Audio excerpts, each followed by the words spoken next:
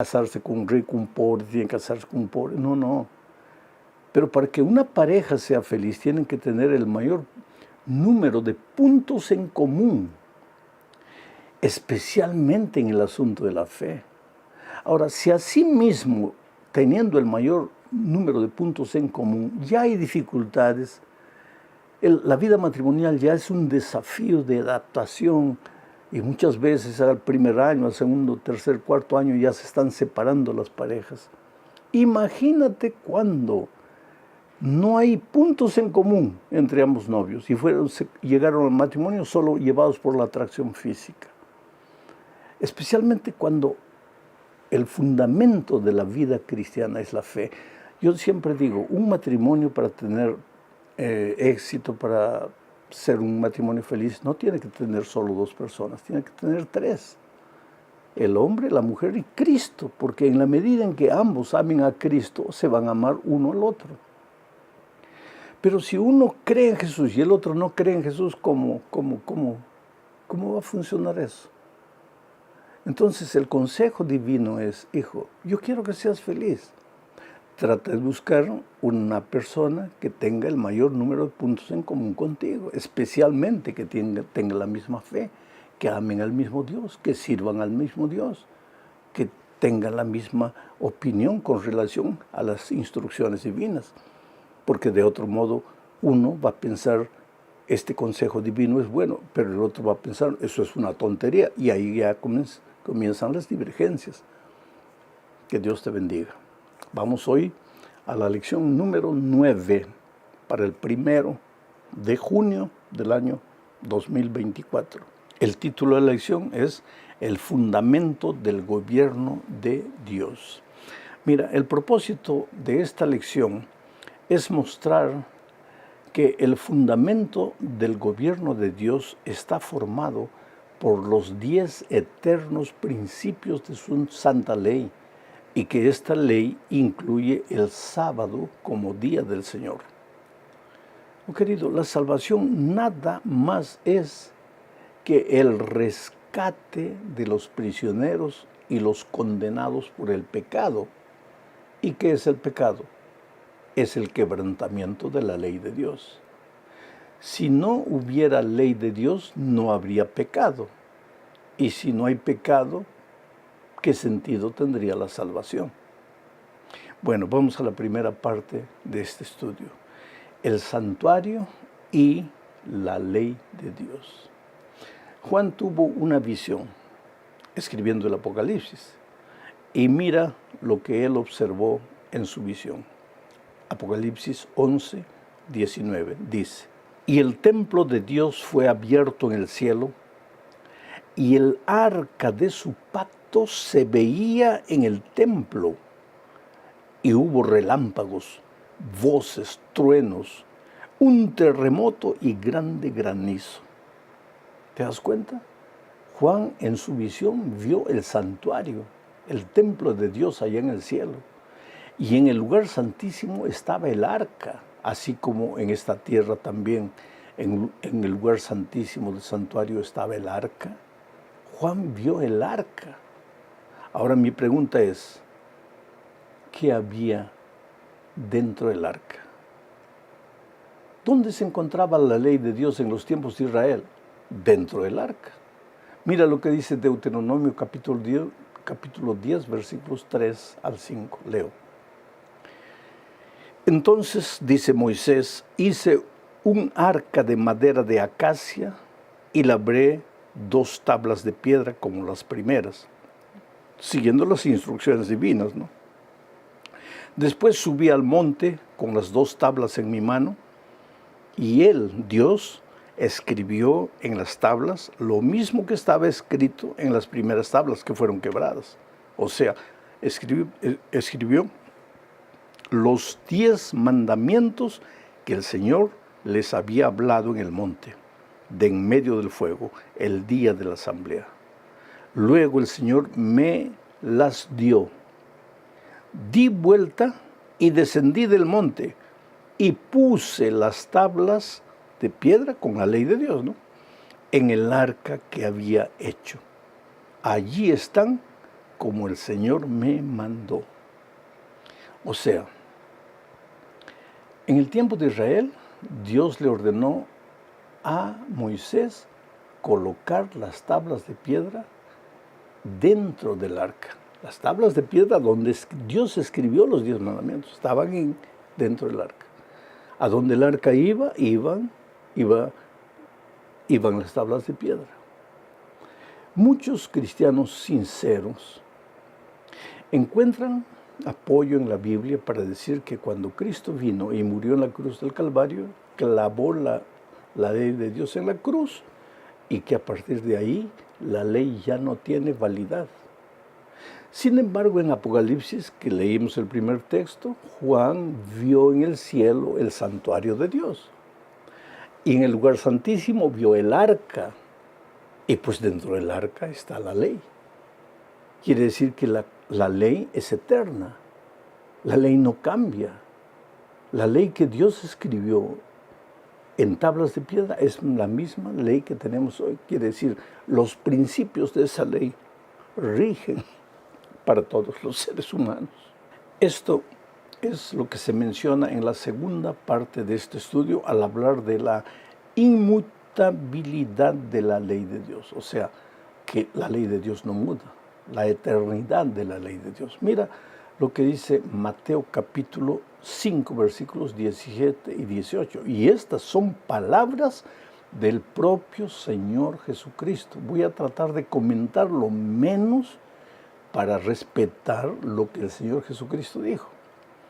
No piensen, dijo Jesús, no piensen.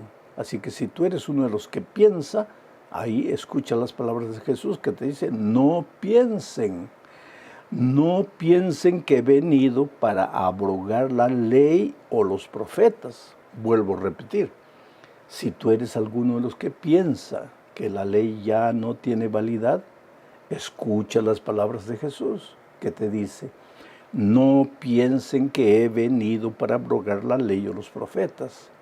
No he venido para abrogar, sino para cumplir.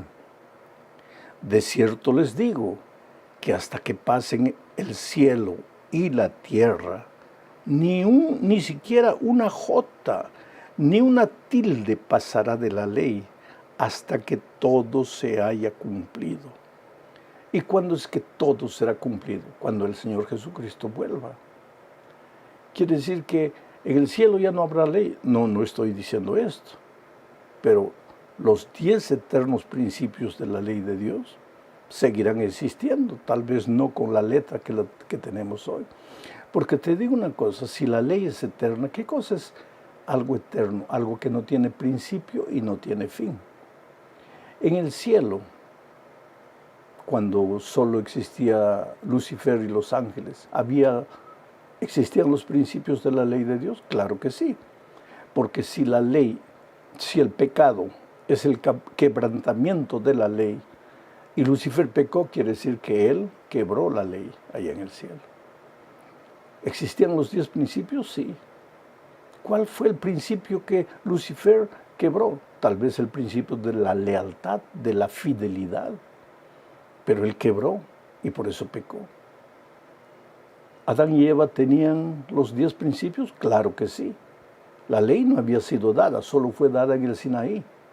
Pero Adán y Eva pecaron, claro. ¿Y por qué pecaron? Porque quebrantaron la ley. En el pueblo de Israel ellos ya tenían las tablas escritas. Para el pueblo cristiano queda todavía los principios eternos, lo vamos a ver un poco más adelante, de la ley de Dios. Y en el cielo los eternos principios seguirán vigentes. ¿Por qué? Porque la ley de Dios es el reflejo del carácter de Dios. Y si la ley de Dios desaparece, desaparece su reflejo, el reflejo de su carácter. Y si desaparece el carácter de Dios, pues desaparece Dios. No tiene sentido la existencia de Dios sin su carácter, y la ley es el reflejo de su carácter. Voy a leer algo que dijo John Wesley, predicador tremendo, famoso, poderoso del siglo XVIII. John Wesley no era adventista, la iglesia adventista ni había aparecido todavía. Mira lo que John Wesley escribió o escribieron, registraron las palabras de él en una colección de sermones publicada por Nashville TN en la ciudad de Abington, por la Abington Press en el año 1991. Esto que voy a leer está en la página 208 y 209 de ese libro. Dice así: la ley ritual o ceremonial entregada por Moisés a los hijos de Israel, que contenía todos los mandatos y las ordenanzas relacionados con los antiguos sacrificios y el servicio del templo, nuestro Señor verdaderamente vino a destruirla y disolverla y abolirla por completo. Pero la ley moral contenida en los 10 mandamientos e impuesta por los profetas no la eliminó. No fue el designio de su venida revocar ninguna parte de ella. Esta es una ley que nunca puede ser quebrantada. Cada parte de esta ley debe permanecer vigente sobre toda la humanidad y en todas las épocas, ya que no depende ni del tiempo, ni del lugar, ni de ninguna otra circunstancia susceptible de cambio. Estas son palabras de John Wesley, un predicador que no era adventista, pero que encontró en la palabra de Dios la eternidad de la ley de Dios. Ahora mira lo que dice San Pablo en Romanos 7:7. ¿Qué pues diremos? ¿Que la ley es pecado? De ninguna manera. Al contrario, yo no habría conocido el pecado sino por medio de la ley, porque no estaría consciente de la codicia si la ley no dijera no codiciarás. ¿De qué ley está hablando Pablo aquí? ¿En qué ley dice no codiciarás? En la ley de los 10 mandamientos. Y Pablo está diciendo que él no sabría lo que es pecado si no existiría la ley de Dios. Entonces está claro y completa en Romanos 3:31 diciendo: luego, ¿invalidamos la ley por la fe? De ninguna manera. Más bien, confirmamos la ley. O sea, la gracia de Cristo no anula la ley. Somos salvos únicamente por la gracia de Cristo. Pero si hemos sido salvos por la gracia de Cristo, vamos a vivir una vida de obediencia a los 10 eternos principios de su ley, entre los cuales está el sábado. Y esta es la tercera parte de nuestro estudio. Para esto voy a leer Santiago 2, 11 y 12. Y voy a leer este texto porque el otro día alguien me hizo una pregunta interesantísima. La pregunta fue la siguiente: pastor, muéstreme un versículo de la Biblia, del Nuevo Testamento, muéstreme un versículo del Nuevo Testamento donde diga que el sábado continúa siendo el día del Señor. Muéstreme un solo versículo. Yo te haría la pregunta de otra manera. Muéstrame un solo versículo en el Nuevo Testamento donde diga que porque el Señor Jesucristo resucitó el domingo, o porque el Señor Jesucristo se reunió en algunas ocasiones con sus discípulos el domingo, el sábado deja de ser el día del Señor y comienza a ser el domingo. Muéstrame. Pero el Antiguo Testamento está lleno de versículos que muestran que el sábado es el día del Señor. Y ahora mira lo que dice Santiago 2, 10 y 11. Porque cualquiera que guarda toda la ley, pero ofende en un solo punto, se ha hecho culpable de todo. Porque el que dijo, no cometas adulterio, también dijo, no cometas homicidio. Y si no cometes adulterio, pero cometes homicidio, te has hecho transgresor de la ley. ¿En qué ley están estos dos mandamientos? No cometas homicidio, no cometas adulterio. En los 10 mandamientos de la ley de Dios, donde también está el sábado. Ahora, usando las palabras de Santiago, diríamos, no cometas, el que dijo no cometas adulterio, dijo también guarda el sábado. Y si no cometes adulterio, pero transgredes el sábado, te has hecho transgresor de la ley. Estoy parafraseando a Santiago. O sea, no hay argumento para decir que porque no hay un versículo en el Nuevo Testamento que hable del sábado, el sábado ha dejado de ser el día del Señor. Y hay algo mucho más serio. El sábado, dice la Biblia, es la señal entre Dios y su pueblo. Leo lo que dice Ezequiel 20, 12 y 20.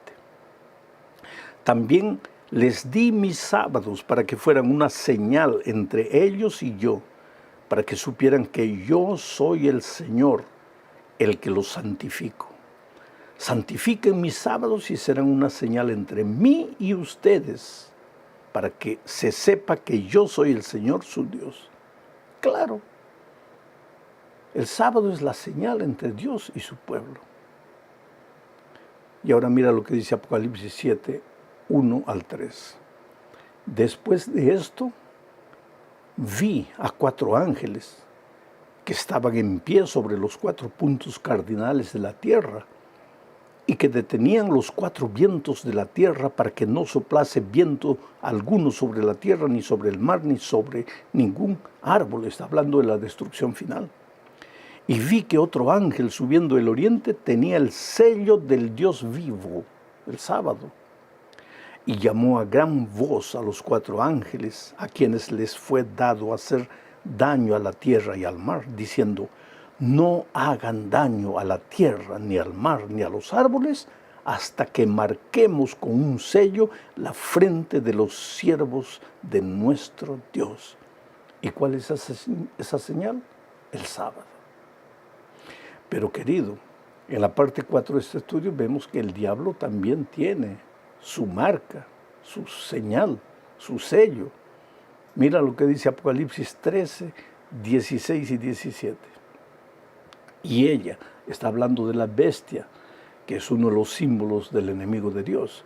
Y ella hace que a todos, a pequeños y a grandes, a ricos y a pobres, a libres y a esclavos, se les ponga una marca en la mano derecha o en la frente, y que nadie pueda comprar ni vender sino el que tenga la marca, es decir, el nombre de la bestia o el número de su nombre. Es interesante que mientras el sello de Dios es colocado en aquel que quiere, en aquel que desea, aquel que acepta, la marca de la bestia es colocado por la fuerza en todas las personas. ¿Y qué con relación a los que creen en Cristo? No, sobre ellos el diablo no tiene poder. Pero para tener el sello de Dios tienes que aceptar al Señor Jesús como tu Salvador.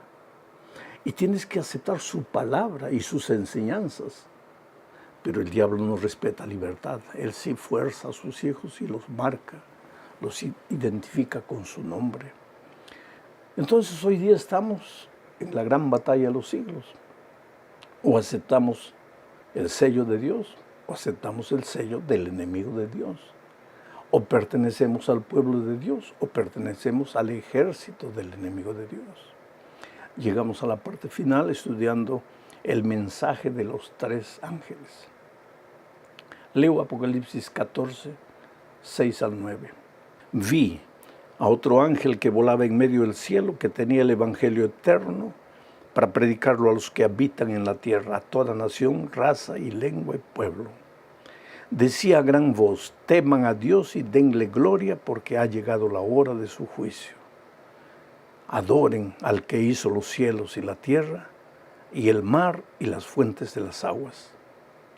Y siguió otro ángel, un segundo, diciendo: ha caído Babilonia la grande. Todas las naciones habían bebido del vino de la furia de su inmoralidad. Y siguió otro ángel, un tercero, diciendo a gran voz: si alguno adora a la bestia y a su imagen, y recibe la marca en la frente o en la mano, él también beberá del vino.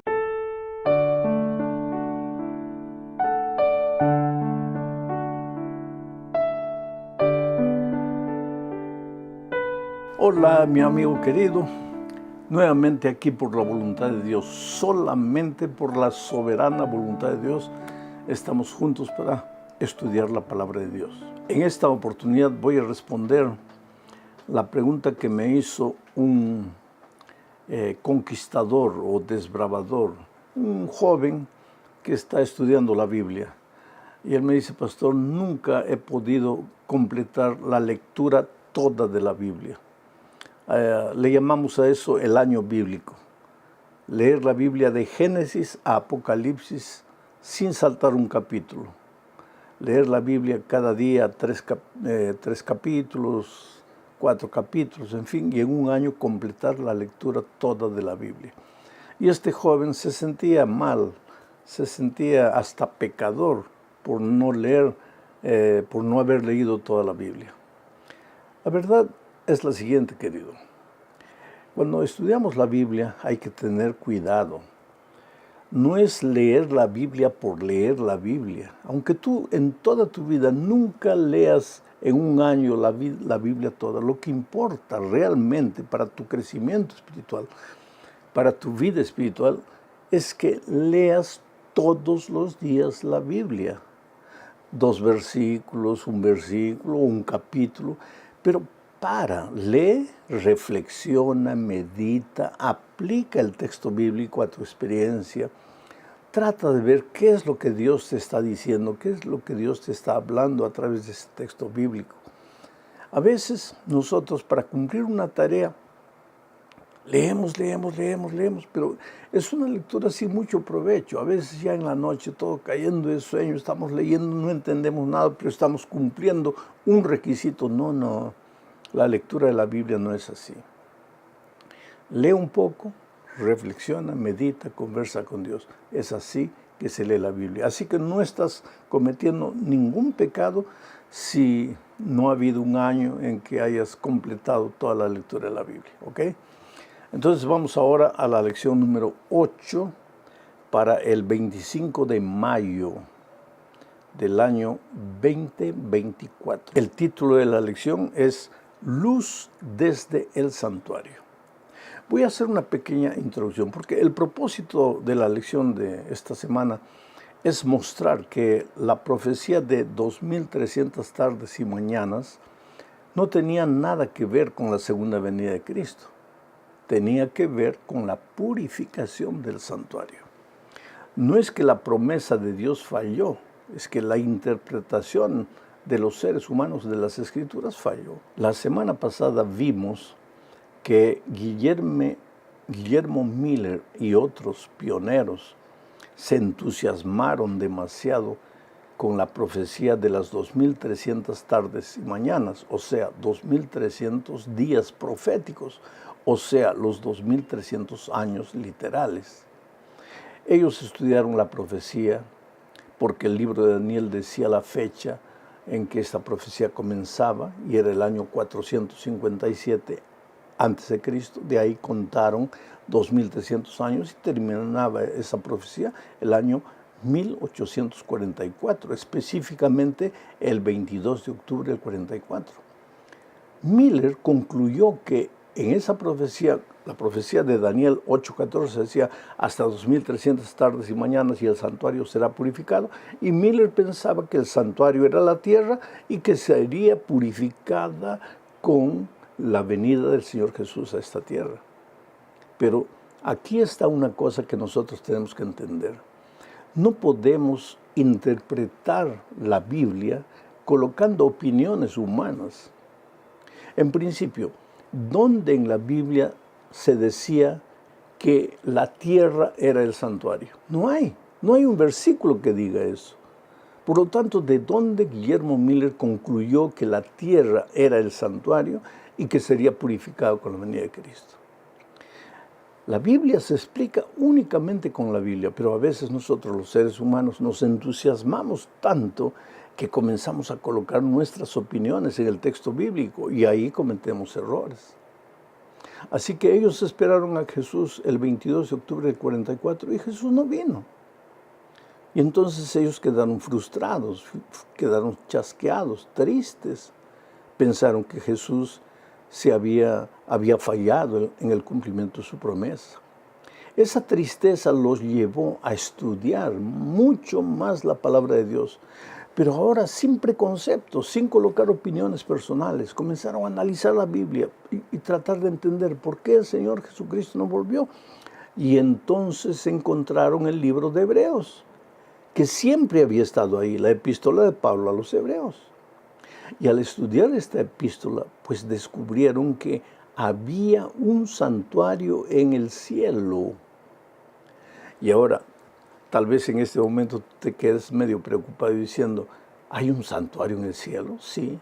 Y ese es el asunto de nuestro estudio esta semana. El primer subtítulo dice, el santuario celestial. Y para esto voy a leer Éxodo 25, versículos 8, 9 y 40. Dice así, y harán un santuario para mí, está hablando Dios al pueblo de Israel, y harán un santuario para mí, y habitaré en medio de ellos, conforme a todo lo que yo te muestre, el diseño del tabernáculo y el diseño de todos sus utensilios, así lo haréis. Mira y hazlos conforme al modelo que te ha sido mostrado en el monte. Moisés, allá en el monte, recibió la visión de Dios y la orden de que le haga un santuario en esta tierra. Pero le dijo a Moisés, van a hacer este santuario siguiendo el modelo de un santuario que yo te voy a mostrar. Y le mostró el santuario celestial. Este es el primer versículo que nos hace referencia a la existencia de un santuario celestial. Ahora leamos lo que dice Hebreos 8, 1 y 2. Dice, ahora bien, el punto principal de lo que venimos diciendo es que tenemos tal sumo sacerdote, el cual se sentó a la diestra del trono de la majestad en los cielos, ministro del santuario y de aquel verdadero tabernáculo que levantó el Señor y no el hombre. ¿Qué dice este texto? Que Jesús fue ministro del verdadero santuario, de aquel verdadero tabernáculo que levantó el Señor, que construyó el Señor y no el hombre. O sea, por estos dos textos que acabamos de leer, hay dos santuarios. El santuario de Israel en la tierra, donde ministraban los sacerdotes, pero ese santuario fue hecho siguiendo el modelo del santuario celestial allá en el cielo, donde ministraba el Señor Jesucristo, en ese santuario hecho por Dios y no hecho por los hombres. O sea, hay un santuario celestial. Ahora tal vez tú te preguntes, pero ¿qué razón hay para que Dios tenga un santuario allá en los cielos? Es fácil. Dios es eterno. Dios es infinito. Dios no tiene temporalidad y no tiene, no puede estar localizado en un lugar. Pero la criatura está limitada por el tiempo y por el territorio. Ahora dime una cosa, ¿cómo es que un Dios atemporal y ageográfico, diríamos así, podría entrar en contacto con una criatura limitada por el tiempo y por el espacio? El punto donde el Dios eterno se junta con la criatura es el santuario. Y en la Biblia tenemos muchos textos que nos muestran que el santuario en el cielo ahí está localizado el trono de Dios. Eso no quiere decir que Dios está limitado a un espacio en el cielo y nada más. Dios puede estar al mismo tiempo en todas las partes, a nuestro lado, en este momento, en el cielo, en la tierra. Dios es Dios. Pero por algún motivo la Biblia dice que ahí es el centro de su gobierno, de donde dirige los destinos de los hombres, de las naciones, de las criaturas. Vamos ahora a la segunda parte. En el santuario terrenal, aquí en la tierra, sucedía algo una vez por año. Y vamos a hablar del día de la expiación. Mira lo que dice Levítico 16, 29 y 30. Y esto tendréis por estatuto perpetuo. En el mes séptimo, a los 10 días del mes, afligiréis vuestras almas, y ninguna obra haréis, ni el natural ni el extranjero que mora entre vosotros, porque en este día se hará expiación por vosotros, y seréis limpios de todos vuestros pecados delante de Jehová. ¿Qué dice este texto? Que una vez por año en el santuario de Israel, en esta tierra, se realizaba el llamado Día de la Expiación. Era un día de perdón. Yo te invito, cuando tengas un poco de tiempo después, a leer todo el capítulo 16 del libro de Levítico. Y vas a ver ahí todo el ceremonial del Día de la Expiación. Era un día de arrepentimiento. Era un día de humillación, era un día de confesión de los pecados y era un día de perdón. Había un ceremonial especial para ese día. Mientras el sacerdote estaba ministrando en un lugar santísimo, a donde el sacerdote entraba una sola vez por año en el día de expiación, el pueblo afuera estaba arrodillado, clamando a Dios, confesando sus pecados en arrepentimiento, porque también ellos consideraban al día de la expiación un día de juicio. Dios iba a ver, no quién pecó o quién no pecó, lo que iba a ver es quién confesó sus pecados y confió en la sangre del Cordero y quién no lo hizo. Ese era el asunto. Ahora, ese día de la expiación, vuelvo a repetir, para Israel era el día del juicio. Interesante que en la profecía de las 2300 tardes y mañanas decía, hasta 2300 tardes y mañanas, y el santuario será purificado. O sea, el 22 de octubre del 44 se iniciaría el día de la expiación, pero en el santuario celestial, el día de la purificación. O sea que en esa época Jesús, el Señor Jesucristo, iniciaría su obra de juicio, de juzgamiento, para ver quién aceptó su sangre redentora y quién no. Es por eso que la Biblia habla del juicio. Voy a leer lo que dice Daniel 7, 9 y 10. Estuve mirando, dice Daniel, hasta que fueron puestos tronos y se sentó un anciano de días, cuyo vestido era blanco como la nieve y el pelo de su cabeza como lana limpia. Su trono llama de fuego y las ruedas del mismo fuego ardiente. Un río de fuego procedía y salía delante de él, millares de millares le servían y millones de millones asistían delante de él. El juez se sentó y los libros fueron abiertos. Esta es una escena de juicio. Y esto sucedió, esta profecía tuvo cumplimiento más o menos en la época en que terminaban las 2300 tardes y mañanas. Comenzaba el juicio, comenzaba la purificación del santuario, no de esta tierra, sino del cielo. ¿Por qué no del santuario de esta tierra? Porque en esta época ya no había santuario de esta tierra. El pueblo de Israel ya no tenía su santuario, todo había sido deshecho. Entonces esto se refería a la escena del juicio en el santuario celestial. En esa misma fecha, Dios levantó en esta tierra a un pueblo, a un grupo de mensajeros para anunciar al mundo que el día del juicio había comenzado. Porque ¿cómo la humanidad enfrentaría el juicio si no sabía, si ignoraba esta fecha?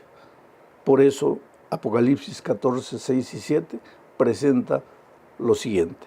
Vi volar en medio del cielo a otro ángel que tenía el evangelio eterno para predicarlo a los moradores de la tierra, toda nación, tribu, lengua y pueblo, diciendo a gran voz, temed a Dios y dadle gloria, porque la hora de su juicio ha llegado. ¿Cuándo ha llegado? El 22 de octubre del 44, cuando terminó la profecía de las 2300 tardes y mañanas. Cuando se comenzó la purificación del santuario, llegó la hora del juicio. Y sigue diciendo el texto, y adorad a aquel que hizo el cielo y la tierra, el mar y las fuentes de las aguas. Hermano querido, mi amigo, en estos momentos, quieras tú o no quieras, se está desarrollando el juicio investigador. Y tú me puedes decir, pero pastor, el juicio no va a suceder cuando Cristo venga. No, cuando Cristo venga, Él ya viene trayendo la recompensa para los que han sido juzgados, para los condenados y para los justos. Los condenados se perderán, los justos irán con Jesús. Pero ¿cómo Él podría venir por segunda vez trayendo la recompensa si antes no hubo un juicio investigador? Ese juicio investigador es llamado en el pueblo de Israel como el día de la purificación, el día de la expiación. Ese juicio empezó el 22 de octubre del 44 y hoy día estamos siendo juzgados. Todos los seres humanos, toda obra, todo pensamiento, todo sentimiento está siendo juzgado. Los libros se han abierto. El juez está sentado en su trono determinando quién se salva y quién se pierde. Y cuando Cristo vuelva, pues vendrá con la recompensa final. ¿Quiere decir que debemos asustarnos? No, querido. La Biblia no aterroriza a nadie. La Biblia es un libro de esperanza, de amor. Un libro que edifica, no que destruye, no que enloquece a nadie. Y esto nos lleva necesariamente a la cuarta parte de este estudio, hablando de la buena noticia desde el lugar santísimo. Mira lo que dice Hebreos 4, 14 al 16. Por tanto, teniendo un gran sumo sacerdote que traspasó los cielos, Jesús, el Hijo de Dios, que es sumo sacerdote, ¿no? En la tierra, en el santuario de Israel, los sacerdotes eran seres humanos de carne y hueso, pecadores como cualquier ser humano. Pero Pablo dice que nosotros tenemos un gran sumo sacerdote que traspasó los cielos. Jesús, el Hijo de Dios. Entonces retengamos nuestra profesión. Es decir, no te desanimes, sigue adelante a pesar de las dificultades. Retengamos nuestra profesión, porque no tenemos un sumo sacerdote que no pueda compadecerse de nuestras debilidades, sino uno que fue tentado en todo según nuestra semejanza, pero sin pecado. Entonces acerquémonos pues confiadamente al trono de la gracia para alcanzar misericordia y hallar gracia para el oportuno socorro. ¡Qué promesa extraordinaria! Nuestro abogado intercesor, aquel que nos defiende, aquel que aboga por nosotros, porque el diablo es el acusador. El diablo mira a Dios y nos mira y dice, oye, ese es un miserable pecador, mira lo que hizo. Y tiene todo anotado, mira lo que hizo. Lo vas a salvar a ese está perdido. Tienes que condenarlo. Pero entonces Jesucristo aparece y dice, no. Todo lo que dice el diablo, ha hecho eso, sí, es verdad, mi hijo ha hecho eso, ha cometido deslices en la vida terribles, ha caído en la profundidad del pecado, pero creyó en mí, se arrepintió, me confesó sus pecados y yo lo levanté y ahora está justificado por mí, ha recibido mi gracia, ha confiado en mi gracia, él está salvo, porque cuando yo lo perdoné, su vida pasada dejó de existir. Eso es esperanza. Por eso Pablo dice, acerquémonos pues al trono de su gracia, confiadamente. Jesús, nuestro abogado, es alguien que se hizo hombre para entender nuestra humanidad, para entender nuestras luchas, nuestros dolores. No tenemos un abogado que es eminentemente divino y que no puede entenderlo al hombre. Por ser divino ya podría entender, pero para que nosotros no tuviésemos ningún argumento, decir que Él es Dios, pero nosotros somos hombres, Él se hizo hombre para entendernos y ahora podemos confiar en Él. Por eso, mi querido, no tienes que desesperarte, aunque hayas caído bajo, aunque hayas hecho lo peor de lo peor. Hay esperanza de salvación para ti en Cristo, porque tu abogado es el Señor Jesucristo. Estamos en los días del juicio, es verdad. Pues entonces el pueblo de Israel en el día del juicio, del día de la expiación, mientras el sacerdote ministraba en el santuario, el pueblo oraba allá afuera confesando sus pecados. Hoy, mientras Cristo ministra en el santuario celestial, nosotros debemos vivir en espíritu de arrepentimiento y de confesión, sabiendo que aunque hayamos pecado, hay perdón para nosotros. Llegamos al fin de este estudio hablando de Jesús, nuestro abogado en el juicio. Mira lo que dice Hebreos 10, 19 al 23. Así que, hermanos, teniendo libertad para entrar en el lugar santísimo por la sangre de Jesucristo, por el camino nuevo y vivo que Él nos abrió a través del velo, esto es, de su carne, y teniendo un gran sacerdote sobre la casa de Dios, acerquémonos con corazón sincero, en plena certidumbre de fe, purificados los corazones de mala conciencia y lavados los cuerpos con agua pura. Mantengámonos firmes sin fluctuar la profesión de nuestra esperanza, porque fiel es el que nos prometió. Me gusta esta última expresión, mantengámonos firmes sin fluctuar. ¿Qué cosa es fluctuar? Un día aquí, otro día allá, un día allá, otro día aquí. Un día no sabemos para dónde ir.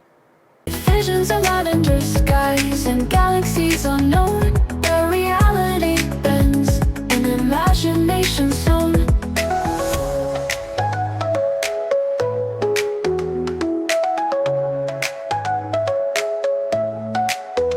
Lavender sky, open but wide. Pull me into your hazy tide, where gravity sleeps and we're free to fly. Lost in a dream beneath the lavender sky.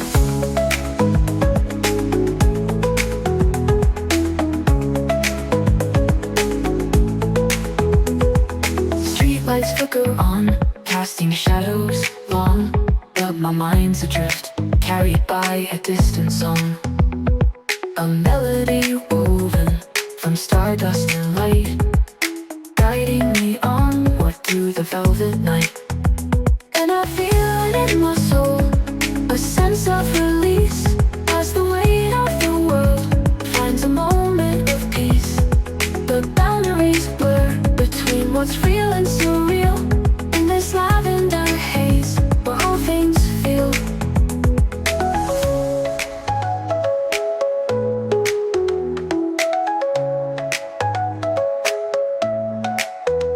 Lavender sky, open and wide. Pull me into your hazy tide, where gravity sleeps and we're free to fly. Lost in a dream beneath the lavender sky.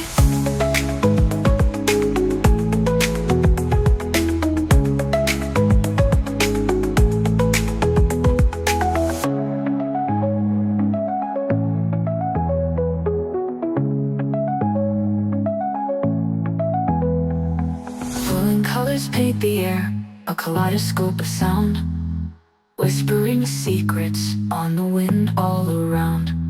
No need for words, just let go and see the infinite possibilities waiting for you and me.